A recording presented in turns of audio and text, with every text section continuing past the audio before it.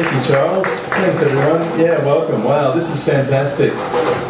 Yes, my name is Phil Norton, and you can tell that I'm the MC because when I come on, that's when they start making the frozen margaritas. Because that's the way it should be.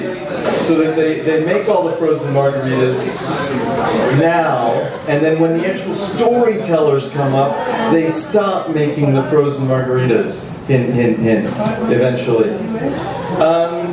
So yes, so it's wonderful to be here. As Charles said, I am all those things, but he left out two things, which is what people kind of normally talk about me as. Well, there's three things, but I'll only tell you two because I'm trying to keep it clean. One of those is a spoken word artist, so I kind of do stuff with words. And the other, and this is a bit of a dirty word, but I'll say it, I'm a poet. See, that got a lot of excitement, as it always does. Yeah, thanks, Sean, that's right. Which basically means I'm a guy who often wears a loud shirt and a funny hat, and that's for John. And there we go. So, but I come out of the oral tradition of spoken word that started started sometime long ago, but recently it's had a resurgence out of Chicago, with poetry slams that started in the late 80s. And they kind of reinvigorated the world of kind of live poetry. And it was after that that the Moth started. And the Moth kind of followed that reinvigoration and tried to say, well, we can, let's do this with stories as well. Question, how many people know of the Moth podcast?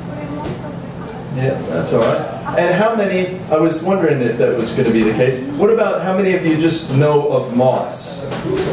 There we go, that's better. So I thought, the Moth, the storytelling nights, they started in the 90s, and they started on a porch, in somebody's porch, and they said that there were holes in the screen, and they got together to tell stories, and moths would be coming in, and so they started calling themselves the Moths. And then the night evolved, and it was called the Moth. And it's really taken off. They do live shows all around the world, and all around the States in particular.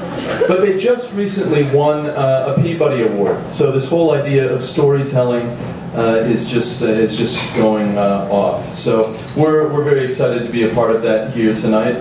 Thanks to Charles and Ken and all those people who've helped support that, but primarily thanks to you for coming out tonight. I thought I'd begin with let's clap for yourselves. So when I first came to Japan long ago, I was teaching English in high schools as we sometimes do, and I just gotten tired of asking everybody all the time, what do you like sports, and I wanted to mix it up a little bit and try and make things raise the bar a bit. And so I got my students to ask questions and shake it up a bit. And I had one of the questions I remember that really struck me was, a lot of them didn't really try and challenge themselves, but one of them said, have you ever wanted to be a woman? And that blew me away. I thought, wow, that's very challenging. And I said, and I thought about it, and I thought, well, yeah, there have been times. Yes, I have. And then I said, and have you ever wanted to be a man? And she said, no. I loved that. So, but I was trying to shake it up, so I was trying to make questions that were a little bit more confronting. And so I asked some of the students, I said, what scares you the most? Like, what really scares you the most? And we had a lot of, typical answers that you can, there was a lot of spiders and snakes and some high buildings and, some, standing up in front of a microphone maybe. I don't know, Charles, what scares you most?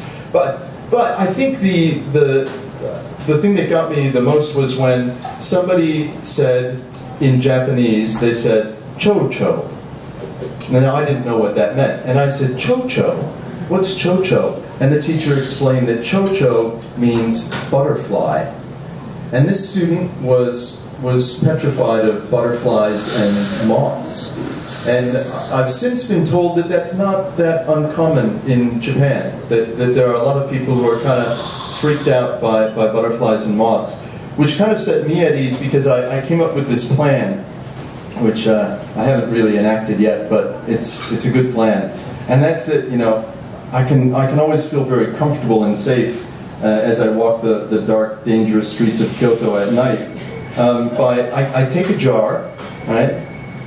Put a couple of holes in the lid of the jar and fill it with some moths. Keep it in my jacket, walk around. And then if anybody gives me a hard time, I just whip it out, you know? And it's like, oh, hey, I got moths here. Stand back, I'll take off the lid. And then they can do that. So that's my moth story. No, it's all right. It's an